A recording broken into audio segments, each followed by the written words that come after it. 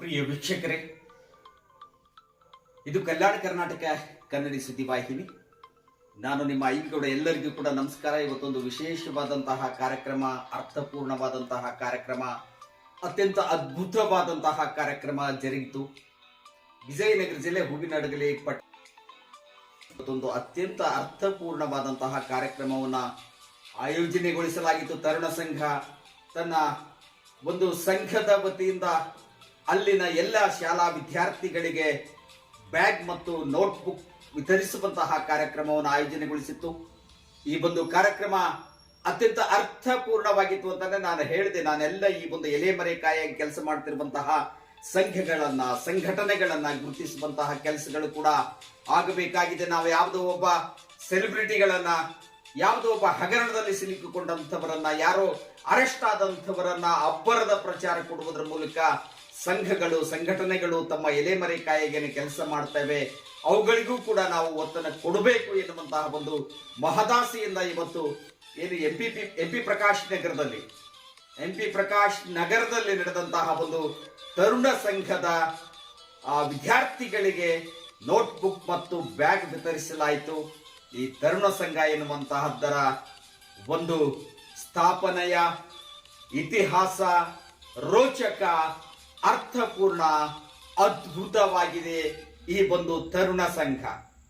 ನೀವೆಲ್ಲ ತರುಣ ಸಂಘ ಅಂದ ತಕ್ಷಣ ನಿಮ್ಮ ತಲೆಯಲ್ಲಿ ಹೊಡೆಯುವಂತಹದ್ದು, ನಿಮ್ಮ ಮುಂದೆ ಚಿತ್ರಣ ಬರುವಂತಹದ್ದು ಯುವಕರಿರ್ಬೇಕು ಇವರೆಲ್ಲ ಅಂತ.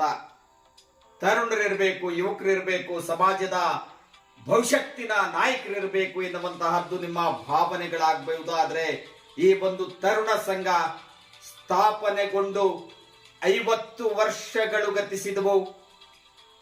ಅರ್ಧ ಶತಮಾನದಷ್ಟು ತನ್ನ ಎಲೆಮರೆಕಾಯಾಗಿ ಕಾರ್ಯನಿರ್ವಹಿಸಿರುವಂತಹ ತರುಣ ಸಂಘದ ಅಧ್ಯಕ್ಷರು, ಪ್ರಥಮ ಅಧ್ಯಕ್ಷರು ಎಂ ಪಿ ಪ್ರಕಾಶ್ರಾಗಿದ್ರು. ನಂತರ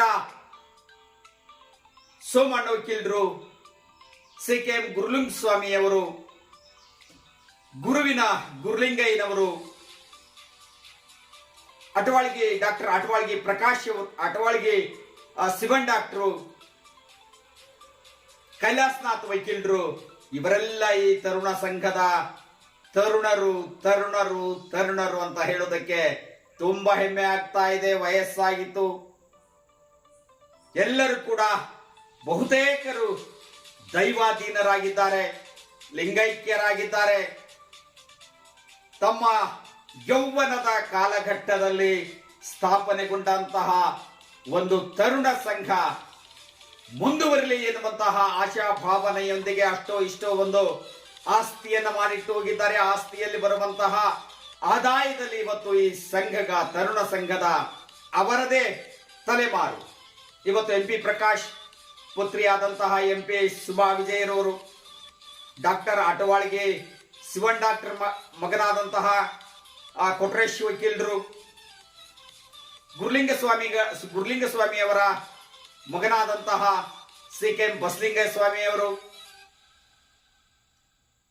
ಸೋಮಣ್ಣ ವಕೀಲರ ಮಗನಾದಂತಹ ತಳವಾರ ವೆಂಕಟೇಶ್ ಅವರು, ಗುರುವಿನ ಗುರುಲಿಂಗಯ್ಯನವರ ಮಗನಾದಂತಹ ಗುರುವಿನ ಪ್ರಕಾಶ್ ಅವರು, ಇವರೆಲ್ಲರೂ ಕೂಡ ತಮ್ಮ ಹಿರಿಯರು ಹಾಕಿಕೊಟ್ಟಂತಹ ಹೆಜ್ಜೆಯಲ್ಲಿ ನಡೀತಾ ಇದ್ದಾರೆ. ಇವರೊಂದಿಗೆ ಕಾರ್ಯವನ್ನ ನಿರ್ವಹಿಸಿ 50 ವರ್ಷಗಳ ಹಿಂದೆ ಸ್ಥಾಪನೆಗೊಂಡಂತಹ ಸಂದರ್ಭದಲ್ಲಿಯೂ ಕೂಡ ಇದ್ದಂತಹ ಏಕೈಕ ವ್ಯಕ್ತಿ ಅದು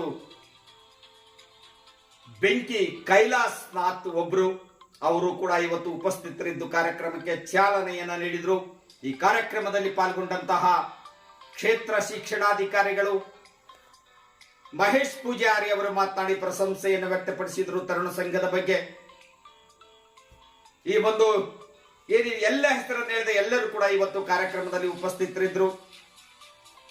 ಅಲ್ಲಿನ ಪುರಸಭೆ ಸದಸ್ಯರಾದಂತಹ ಶೋಭಾ ಶಂಕರಪ್ಪ, ಕನ್ನಡ ಶಂಕರಪ್ಪ, STMC ಅಧ್ಯಕ್ಷರು, ಶಾಲಾ ಮುಖ್ಯ ಗುರುಗಳು, ಸಹ ಶಿಕ್ಷಕರು ಎಲ್ಲರೂ ಕೂಡ ಉಪಸ್ಥಿತರಿರುವುದರ ಮೂಲಕ ಆ ಕಾರ್ಯಕ್ರಮಕ್ಕೆ ವಿದ್ಯಾರ್ಥಿಗಳು, ಚಿಣ್ಣರು, ಮಕ್ಕಳ ಶೋಭೆಯನ್ನ ತಂದುಕೊಟ್ರು. ಬನ್ನಿ, ಕಾರ್ಯಕ್ರಮದಲ್ಲಿ ಮುಖ್ಯ ಅತಿಥಿಗಳಾಗಿ ಪಾಲ್ಗೊಂಡಂತಹ ಕ್ಷೇತ್ರ ಶಿಕ್ಷಣಾಧಿಕಾರಿ ಮಹೇಶ್ ಪೂಜಾರಿ ಅವರು, PRCಯ ಸಮನ್ವಯ ಅಧಿಕಾರಿ ಕೋಟೆಪ್ಪನವರು ಮಾತನಾಡಿದ್ದಾರೆ. ಕೇಳೋಣ.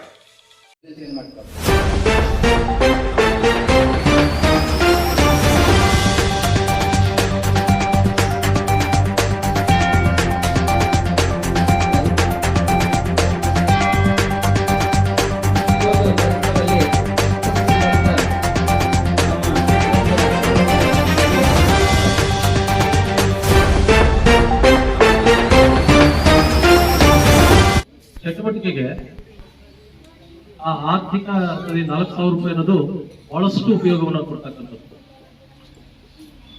ಜೊತೆಗೆ ಆ ಮಕ್ಕಳಿಗೆ ಆ ಕಾರ್ಯಕ್ರಮದ ಮೂಲಕ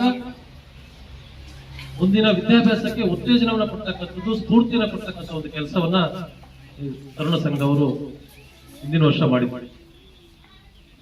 ಕಳೆದ ವಾರ ಕೊಟ್ರೇಶ್ ಸರ್ ಅವರು ಈ ವರ್ಷ MPP ನಗರದ ಶಾಲೆಯ ಎಲ್ಲಾ ವಿದ್ಯಾರ್ಥಿಗಳಿಗೆ ಕಿಟ್ ಅನ್ನ ಕೊಡ್ತಾ ಇದೀವಿ ಅಂತ ಹೇಳಿದಾಗ ಬಹಳ ಖುಷಿ ಆಯ್ತು. ಯಾಕಂದ್ರೆ ಈ ಶಾಲೆಯಲ್ಲಿರ್ತಕ್ಕಂಥ ವಿದ್ಯಾರ್ಥಿಗಳು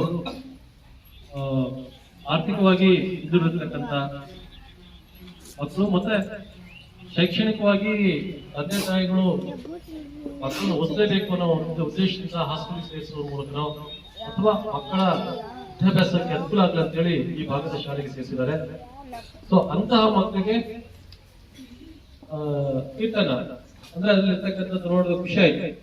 ನೋಟ್ಬುಕ್ಸ್ ಇದಾವೆ, ಪೆನ್ ಇದಾವೆ, ಕಾಂಪಸ್ ಪೆಟ್ಟಿಗೆ ಇದೆ, ಉತ್ತಮವಾದ ಬ್ಯಾಗ್ ಇದಾವೆ. ಮಕ್ಕಳ ಶೈಕ್ಷಣಿಕ ಅವಶ್ಯಕತೆ ಏನಿದೆ ಅದನ್ನ ಪೂರಕವಾಗಿ ಆ ಕಿಟ್ ಅನ್ನ ಕೊಡ್ತಕ್ಕಂಥದ್ದು. ನಾವೆಲ್ಲರೂ ವಿದ್ಯಾರ್ಥಿಗಳೇನಿದ್ರಿ ಅದನ್ನ ಸದುಪಯೋಗ ಪಡಿಸ್ಕೋಬೇಕು. ಅದು ಸದುಪಯೋಗ ಪಡಿಸ್ಕೊಳ್ಳಿಕ್ಕೆ ನಮ್ಮ ಶಿಕ್ಷಕರು ಮಾರ್ಗದರ್ಶನವನ್ನು ಕೊಡಬೇಕು. ಆ ಮೂಲಕ ತರುಣ ಸಂಘದ ಉದ್ದೇಶವನ್ನ ನಾವೆಲ್ಲರೂ ನಮ್ಮ ಶಿಕ್ಷಣ ಕ್ಷೇತ್ರದಲ್ಲಿರ್ತಕ್ಕಂಥವರು ಅವರ ಉದ್ದೇಶವನ್ನ ನಾವು ಈಡೇರಿಸುವ ಮೂಲಕ ಅವರಿಗೆ ಗೌರವವನ್ನು ಕೊಡ್ತಕ್ಕಂಥ ಕೆಲಸ ಆಗ್ಬೇಕು. ನೋಡಿ, ಬೇರೆ ಬೇರೆ ಕ್ಷೇತ್ರದಲ್ಲಿ ಕೊಡ್ಬೋದು. ಯಾಕೆ ಇದೇ ಕ್ಷೇತ್ರ ಆಯ್ಕೆ ಮಾಡ್ಕೊಳ್ತಿದ್ದಾರೆ ಅಂದ್ರೆ, ನಮ್ಮ ಉದ್ಘಾಟನೆಯಲ್ಲಿ ಕೈಲಾಸನಾಥ್ ವಕೀಲರು ಹೇಳಿದ್ರು, ಹಿರಿಯರು, ಒಂದು ಮಗು ಕಲಿತ್ರೆ ಅಥವಾ ಒಂದು ಹೆಣ್ಣು ಮಗು ಕಲಿತ್ರೆ ಒಂದು ಶಾಲೆಯನ್ನ ತೆರೆದಂತೆ ಅಂತ ಹೇಳಿ, ಅಥವಾ ಇಡೀ ಒಂದು ಗ್ರಾಮೀಣ ಪ್ರದೇಶದಲ್ಲಿ ಶೈಕ್ಷಣಿಕವಾಗಿ ಮುಂದುವರಿಲಿಕ್ಕೆ ಹೆಣ್ಣು ಮಕ್ಕಳು ವಿದ್ಯಾಭ್ಯಾಸ ಬಹಳ ಇಂಪಾರ್ಟೆಂಟ್ ಅಂತ ಹೇಳಿ. ಸೊ ಹಾಗಾಗಿ ನಿಮ್ಮೆಲ್ಲರ ಶೈಕ್ಷಣಿಕ ಭವಿಷ್ಯಕ್ಕೆ ಪೂರಕವಾಗಿರ್ತಕ್ಕಂಥ ಒಂದಿಷ್ಟು ಇಂದಿನ ವರ್ಷ ಕೊಟ್ಟಿರ್ತಕ್ಕಂಥ 10ನೇ ತರಗತಿಯ ವಿದ್ಯಾರ್ಥಿಗಳಿಗೆ ಕೊಟ್ಟಿರ್ತಕ್ಕಂಥ ನಗದು ಬಹುಮಾನ ಇರ್ಬೋದು, ಈ ವರ್ಷ ಕೊಡ್ತಕ್ಕಂಥ ಕಿಟ್ಗಳಿರ್ಬೋದು, ಅದರ ಹಿಂದಿನ ವರ್ಷ ಮತಗಟ್ಟೆ ಇರ್ಬೋದು, ಕಂಬಳಿ ಇರ್ಬೋದು, ಮತ್ತೆ ಫ್ಲಾಟ್ ಶಾಲೆಗಳು, ಎಲ್ಲ ಶಾಲೆಗಳಿಗೆ ಇದೇ ರೀತಿಯ ಸೌಲಭ್ಯಗಳನ್ನು ಕೊಡುವ ಮೂಲಕ ಶಿಕ್ಷಣ ಕ್ಷೇತ್ರಕ್ಕೆ, ಅದರಲ್ಲಿ ವಿಶೇಷವಾಗಿ ಹಿಂದುಳಿದ ಗ್ರಾಮೀಣ ಪ್ರದೇಶದ ವಿದ್ಯಾರ್ಥಿಗಳಿಗೆ ಆ ಒಂದು ಸಂಘ ಕೊಡ್ತಕ್ಕಂಥ ನೆರವು ಶ್ಲಾಘನೀಯ ಅಂತ ಹೇಳ್ತಾ ಅನೇಕ ಕಾರ್ಯಕ್ರಮಗಳನ್ನ ಮಾಡ್ಕೊಂಡು ಬರ್ತಾ ಇದ್ದಾರೆ. ತುಂಬಾ ಶ್ಲಾಘನೀಯವಾಗಿರ್ತಕ್ಕಂಥ ಒಂದು ಕೆಲಸ. ನಾನು ಈಗಾಗಲೇ ಈ ಹಿಂದೆ ಮದಲಗಟ್ಟೆ, ನವನಗರ, ಕಂಬಳಿ ಮತ್ತೆ ಹೊನ್ನಾಯಕನಹಳ್ಳಿಯಲ್ಲಿ ಈ ಕಿಟ್ಗಳನ್ನ ವಿತರಿಸತಕ್ಕಂಥ ಸಂದರ್ಭದಲ್ಲಿ ಹಿಂದೆ ಅದರಲ್ಲಿ ಆ ಕಾರ್ಯಕ್ರಮದಲ್ಲಿ ಭಾಗವಹಿಸಿದ್ದೆ. ಎಲ್ಲ ಮಕ್ಕಳಿಗೂ ಕೂಡ, ಅದರಲ್ಲೂ ಕೂಡ ಬಡ ಮಕ್ಕಳು, ನಮ್ಮ ಸರ್ಕಾರಿ ಶಾಲೆಯಲ್ಲಿ ಓದ್ತಾ ಮಕ್ಕಳು, ಬಡ ಮಕ್ಕಳಿದ್ದಾರೆ. ಆ ಬಡ ಮಕ್ಕಳಿಗೆ ಈ ಬ್ಯಾಗ್ಗಳನ್ನ, ಕಿಟ್ಗಳನ್ನ, ಕಲಿಕಾ ಸಾಮಗ್ರಿಗಳನ್ನ ವಿತರಿಸುವುದರ ಮೂಲಕ ಅವರಿಗೆ ಕಲಿಕೆಗೆ ಉತ್ತೇಜನ ನೀಡತಕ್ಕಂತ ಒಂದು ಕೆಲಸವನ್ನ ಈ ತರುಣ ಸಂಘದವರು ಮಾಡ್ಕೊಂಡು ಬರ್ತಿದ್ದಾರೆ. ಈಗಾಗಲೇ ಉದ್ಘಾಟನೆಯ ನುಡಿಯನ್ನ ಮಾಡಿರ್ತಕ್ಕಂಥ ಕೈಲಾಸನಾಥ್ ಸರ್ ಅವರು, ಹಾಗೇನೆ ಪ್ರಾಸ್ತಾವಿಕವಾಗಿ ಮಾತಾಡಿರ್ತಕ್ಕಂಥ ಬಸಲಿಂಗಸ್ವಾಮಿ ಸರ್ ಅವರು ಕೂಡ ಹೇಳಿದ್ರು. ಈ 1964ರಿಂದನೇ ಈ ತರುಣ ಸಂಘ ಸ್ಥಾಪನೆಯಾಗಿ ಅನೇಕ ಸಮಾಜಮುಖಿ ಕೆಲಸಗಳನ್ನ ಮಾಡ್ಕೊಂಡು ಬರ್ತಾ ಇದೀವಿ ನಾವು ಅಂತ ಹೇಳಿದ್ರು.